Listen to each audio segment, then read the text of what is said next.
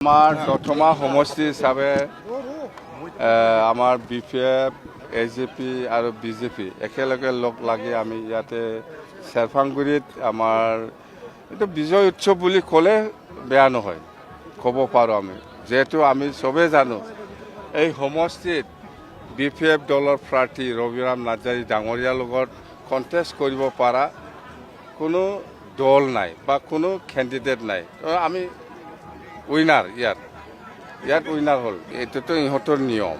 আমি অপেনলি কৈছোঁ, UPPL দলৰ নেতা কৰ্মীসকলক আমি কৈছোঁ, আমি গম পাই আপোনালোকে কি কি ভিতৰত কাম কৰিব বিচাৰিছে, আমি গম পাই লিক হয়তো কথাবিলাক আমি জানো। ইহঁতে যেনে তেনে গণ্ডগোল কৰাৰ ষড়যন্ত্ৰ কৰি আছে, আমি জানো। BPF দলৰ পৰা কিমানজন মন্ত্ৰী পায় নাপায় এই ৰিজাল্টটো আউট হওক, ইয়াৰ পিছত আমি খুজিম। 10টাটো ক'ত? আমাৰ BTCত 15টা আছে, কি 10টা 12টা ক'লে চব কোনা 15টাই জিকিব বুলি UPPL ক'লে কি হয়? ক'ব পাৰে চবে ক'ব পাৰে আমি জিকিম। কিন্তু ৰিজাল্টতহে দেখিব UPPL কি 10-12টা 15টাও জিকিব বুলি কৈ লোৱাৰ কি আপত্তি আছে? কিন্তু প্ৰেক্টিকেলি স্পষ্ট কথা UPPL এটাও নিজিকে। জাম্বা ই কি জানে 125টো কি জানে? আমাক শিকাব আহিছে, লিডাৰ দেখাই আছে 125 জাম্বা। এইবিলাক ফেৰেংগা জাম্বা বুৰ্বক, ই কি জানে এইবিলাক বিষয় লৈ? আজি কথা ওলাই আছে 125 UPPL জানে। এইটো আমি বেলেগ দলৰ মানুহৰ যে কিবাটো মই কেনেকৈ ক'ম? UPPL ক'ব ডিফেন্স বৰ্ডৰ কি হ'ব, কোনোবা ফেৰেংগাৰ কি হ'ব, কোনোবা প্ৰমোদ বড়োৰ কি হ'ব, এইবিলাক UPPL লিডাৰসকলে ক'ব। আমাৰ BPFটো স্পষ্ট।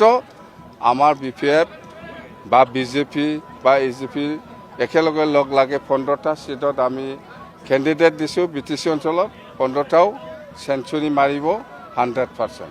ৰাজুটো বেপাৰী NGOৰ কাম কৰা, ক'ত পৰা পইচা ওলাই পেলাই খায় এই NGO। ৰাজু NGOৰ লিডাৰ হয়, সি ৰাইজৰ লিডাৰ নহয়। ৰাজু কি জানে? এইটো NGOৰ লিডাৰ।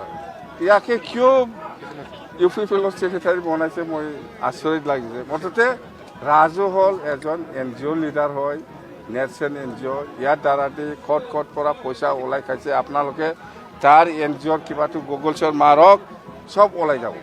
আমাৰ BTCত কংগ্ৰেছৰ অৱস্থা ভাল নহয়। BTCত কংগ্ৰেছে কেণ্ডিডেট দিবই নালাগে, দৰকাৰ নাই। আমাৰ লগত যুঁজ দিব পৰা UPPL হ'লে হয়, UPPLও আজিৰ দিনত নাই। মুঠতে আমাৰ NDA কেণ্ডিডেট 15টা সমষ্টিত কোনো দল আমাৰ লগত কণ্টেষ্ট কৰিব পৰা কেণ্ডিডেট আজিলৈকে মই দেখিব পোৱা নাই বা নাই।